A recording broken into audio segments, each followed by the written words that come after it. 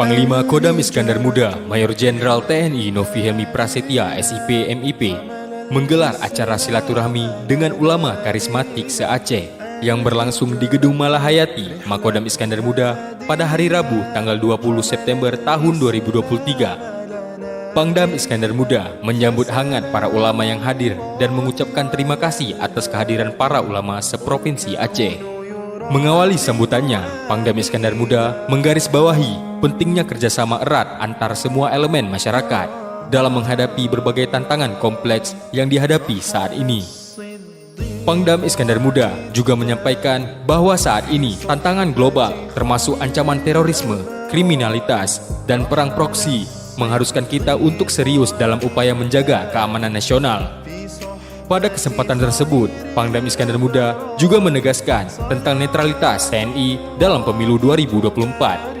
Selain itu, Pangdam Iskandar Muda juga menyampaikan dampak penyebaran berita hoax yang memerlukan perhatian serius, termasuk ancaman dunia cyber yang terus berkembang juga mengancam keamanan data dan informasi. Lebih lanjut, Mayor Jenderal TNI Novi Helmi Prasetya SIP MIP mengungkapkan bahwa sebagai pemimpin spiritual dan moral, peran ulama memiliki arti penting dalam menghadapi semua tantangan ini.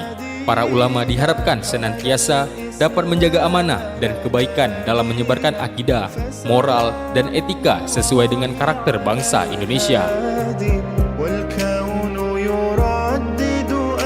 Dapatnya ikut andil dalam menunjukkan suasana, situasi yang ada di wilayah, ya kan? Karena memang kan ulama ini sami'na wa ta'na, ya kan? Ajaran yang disampaikan kepada para santri, kepada masyarakat menjadi suatu panutan. Apalagi sekarang kita di tengah-tengah juga mau menghadapi pemilu 2024, ya kan? Ini juga ikut andil lah TNI ya, netral dan tetap akan menjaga netralitas TNI dan usahakan nanti menjaga perdamaian, kondusivitas sehingga perjalanan nanti pemilu di tahun 2024 ini berjalan dengan baik, dengan kesejukan. Ya.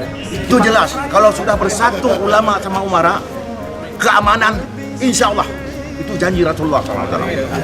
Amin. Nah itu aja kunci ya.